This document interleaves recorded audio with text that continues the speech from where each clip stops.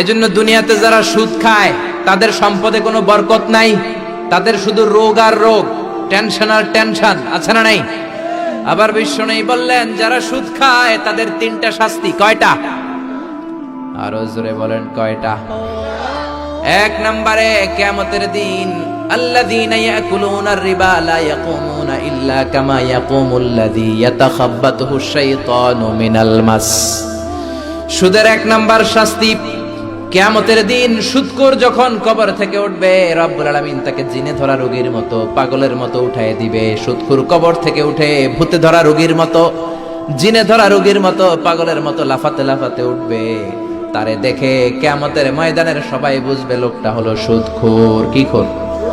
আরো জোরে বলেন।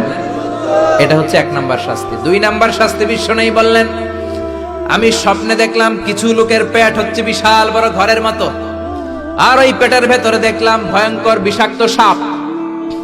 জিব্রাইল রে বললাম, ও জিব্রাইল, মান হা উলা, এরা কারা? বিশ্বনবী বললেন, হা উলা ই আকালাতুর রিবা, এরা হলো আপনার উম্মতের মধ্য থেকে যারা সুদ খেয়েছে, ওই সুদখোর লোকগুলা। পড়েন না আউযুবিল্লাহ। তিন নাম্বার শাস্তি বিশ্বনবী বলেন, যে রাতে আমাকে মেরাজে নেওয়া হলো,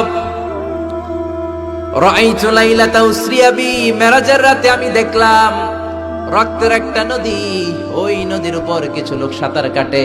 কিসের নদী? দেখছেন কোনদিন রক্তের নদী? আমরা কোনদিন দেখেছি? রক্তের একটা নদীর ভেতরে কিছু লোক সাঁতার কাটে। সাঁতার কাটতে কাটতে বাঁচার জন্য যখন পারে আসতে চায়, তীরে আসতে চায়, কিছু ফেরেশতারা অনেক বড় বড় পাথরের খণ্ড নিয়ে বসা, তীরের দিকে আসতে চাইলে প্রচন্ড জোরে পাথর নিক্ষেপ করে তার চেহারার দিকে।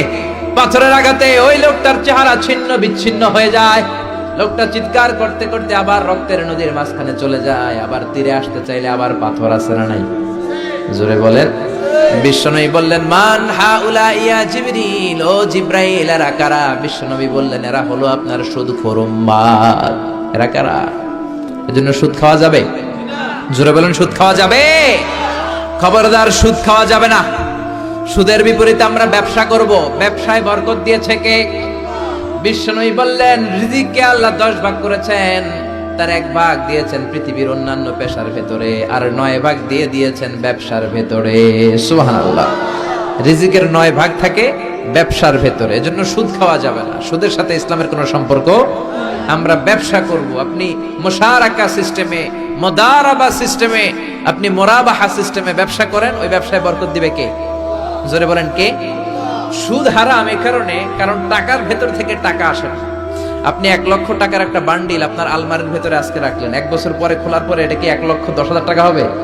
1,05,000, 1,02,000, 1,10 টাকা, 1,05 টাকা, 1,01 টাকা? 1 টাকাও পারবে না। কত থাকবে? 1 লাখই থাকবে। কারণ টাকার ভেতর থেকে টাকা আসে না।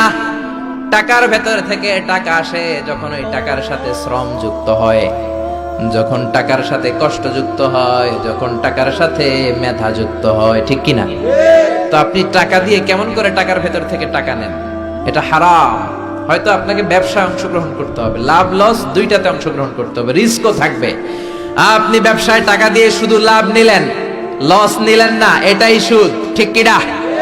আপনার লাভও নিতে হবে, লস নিতে হবে, ঝুঁকিও নিতে হবে। এইটার নাম হলো ব্যবসা। হয় আপনি ব্যবসা করবেন, তা না হলে আপনি কর্জে হাসানা দিবেন। কি দিবেন? কর্জে হাসানা দিলে ওই ব্যক্তির মর্যাদা বাড়িয়ে দেয় কে? চিল্লায় বলেন কে? বিশ্বনবী সুদখোরদের উপর লানত দিয়েছে। কি দিয়েছে? লাআনা রাসূলুল্লাহ আকিলার রিবা ওয়া মুকিলাহু ওয়া কাতিবাহু ওয়া শাহিদাইহি। যারা সুদ খায়, যারা সুদ দেয়, যারা সুদের দলিল লেখক, যারা সুদের সাক্ষী থাকে, সবার উপরে বিশ্বনবী লানত দিয়েছেন। জোরে পড়েন না আউযুবিল্লাহ। এজন্য খবরদার, সুদের সাথে মুসলমানদের কোনো সম্পর্ক। বিশ্বনবী বলেছেন, আর রিবা সালাসুন ওয়া সাবউনা বাবান, সুদের রয়েছে 73টা গুনাহ। কয়টা গুনাহ? আরো জোরে বলেন কয়টা? সুদের মধ্যে 73টা গুনাহ। আইসারুহা আইয়ান কাহার রাজুলু উম্মা, 73টা গুনার মধ্যে সবচাইতে ছোট্ট গুনাহ হলো নিজের মায়ের সাথে জিনা করা। 73টা গুনাহ। আর সবচেয়ে ছোট গুনাহ হচ্ছে আইয়ান কাহার রাজুলু উম্মা, ব্যক্তি তার মায়ের সাথে জিনা করবে। এটা যদি সবচেয়ে ছোট্ট গুনাহ হয়, তাহলে বড় গুনার অবস্থা কি? বড় গুনাহটা কি জানার দরকার আছে না নাই? আল্লাহ সেটাও বলে দিলেন ফাযানু বিহারবিম মিনাল্লাহি ওয়া রাসূলিহি। সুদের সবচেয়ে ছোট গুনাহ মায়ের সাথে জিনা করা, আর সুদের সবচেয়ে বড় গুনাহ আল্লাহর সাথে যুদ্ধ করা। এজন্য সুদের সবচেয়ে ছোট গুনাহ মায়ের সাথে জিনা, সবচেয়ে বড় গুনাহ কার সাথে যুদ্ধ? আরো জোরে বলেন।